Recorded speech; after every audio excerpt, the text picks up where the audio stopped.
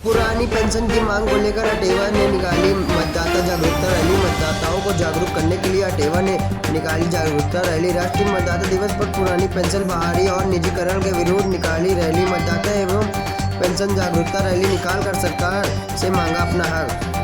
Rally में vote for OPS, जो pension की बात करेगा वही देश पर राज करेगा जैसे नारों के बीच में हजारों कर्मचारियों का हुजूम, हाथों में दस्तरी लेकर शहर की सड़कों पर राष्ट्रीय मतदाता दिवस के अवसर पर मतदाताओं को जागरूक करने के लिए यह मौका था। अटेवा की तरफ से निकाली गई मतदाता एवं पेंशन जागरूकता रैली का आगामी लोकसभा चुनाव में सरकार की मतदाताओं, निजीकरण और पुरानी पेंशन को लेकर अटेवा की तरफ से निकाली गई all teachers and employees welfare association अटेवा के प्रतीक आह्वान पर शहर में मतदाताओं को जागरूक करने के लिए रैली निकाली गई। मतदाता एवं पेंशन जागरूकता मार्च से पूर्व विकास भवन में उपस्थित समस्त शिक्षकों एवं कर्मचारियों को वोट फॉर ओपीएस की शपथ दिलाई गई। इसके बाद मतदाता एवं पेंशन जागरूकता मार्च विकास भवन से शुरू हुआ और शहीद चौक डिग्री कॉलेज पर समाप्त हुआ।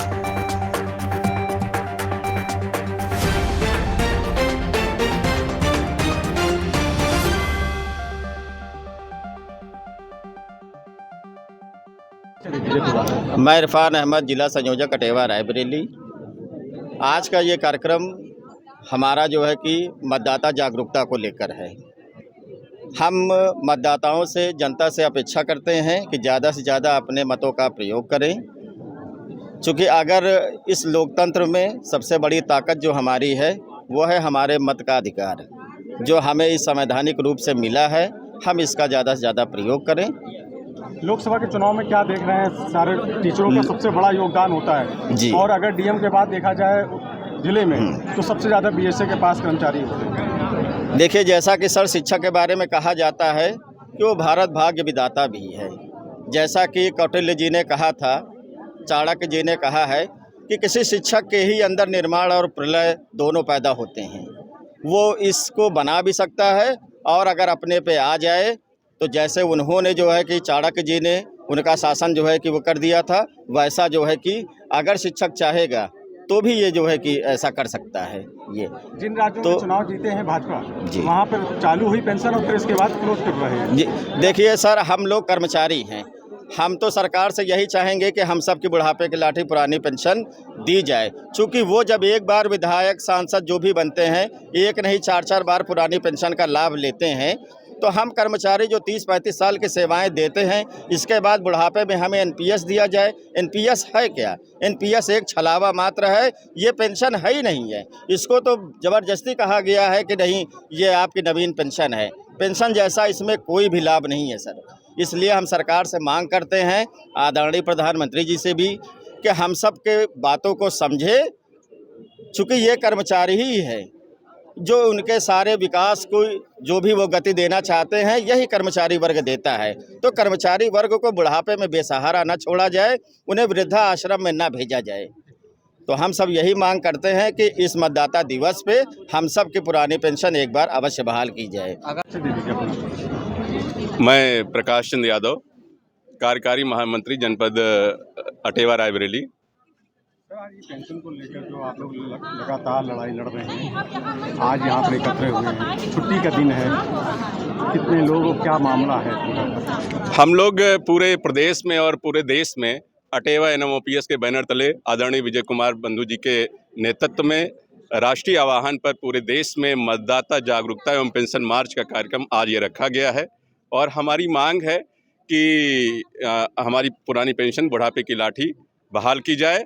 और एक संदेशा और हम लोग देना चाहते हैं अपने कर्मचारियों की तरफ से, कर्मचारियों को भी और जनमानस को भी, कि जो आने वाला चुनाव है उसमें अपने मुद्दे पर, अपने लिए, अपने भविष्य के लिए, अपने बच्चों के लिए, अपने देश के लिए, अपने मुद्दों पर वोट करें और अधिक से अधिक वोट करें, जिससे कि जो है एक स्वच्छ और साफ सुथरी सरकार का निर्माण हो सके और हम सभी को पुरानी पेंशन बहाल हो सके। सरकार लगातार कई एनपीएस वाले पे चल रहा है, एडवर्टाइज भी दिखा रही है सरकार, क्या भ्रमित कर रही है कर्मचारियों को? और देखिए, एक चीज़ है, एनपीएस पेंशन है ही नहीं है, ये एक पेंशन प्लान है जिसके अंतर्गत 200, 400, 500, 800 रुपए पेंशन मिल रही है और इस पेंशन से मतलब कोई गुजारा हम लोगों का नहीं होने वाला है। और एनपीएस में जो सरकार सुधार करने की बात कर रही है, हमें सुधार नहीं मंजूर है, क्योंकि एनपीएस जो व्यवस्था है वो पेंशन है ही नहीं है, और जो पेंशन है नहीं तो हम पेंशन में सुधार की बात स्वीकार नहीं करते हैं। हमें हूबहू पुरानी पेंशन चाहिए। क्या प्रभाव देखते हैं लोकसभा के चुनाव में? लोकसभा के चुनाव में पेंशन एक बड़ा मुद्दा, जैसा कि अभी 5 राज्यों में पेंशन बड़ा मुद्दा उभर कर आ रहा है। हम लोग पेंशन के मुद्दे पर बहुमत की ओर रहे और लोकसभा के चुनाव में भी हमारा मुद्दा प्रभावी रहेगा और पेंशन की ही सरकार बनेगी। मैं शशि सिंह, प्रधानाध्यापक प्राथमिक विद्यालय शुभवापुर। हम सभी लोग क्या पेंशन को लेकर आज ये धरना चल रहा है, क्या है पूरी बात? यहाँ पर जिला कार्यकारिणी की तरफ से 25 जनवरी को मतदाता जागरूकता के साथ साथ पुरानी पेंशन के लिए रैली एकत्रित की गई है। हम सभी का उद्देश्य ये है कि हम मतदाताओं को जागरूक भी करें और साथ में उन्हें पुरानी पेंशन के लिए भी जागरूक करें कि हम सभी कर्मचारियों के लिए पुरानी पेंशन अति आवश्यक है। जैसे राजनेताओं को पुरानी पेंशन मिल रही है और उसकी लाभ और हानि समझ रहे हैं, वैसे हम कर्मचारियों को भी 35 साल या 40 साल की नौकरी के बाद इसका लाभ मिलना चाहिए और इसे सुनिश्चित किया जाना चाहिए। और अगर इसका लाभ नहीं है तो क्या वो छोड़ सकते हैं? यदि नहीं छोड़ सकते हैं तो फिर हमारी भी पुरानी पेंशन हर हाल में बहाल की जानी चाहिए।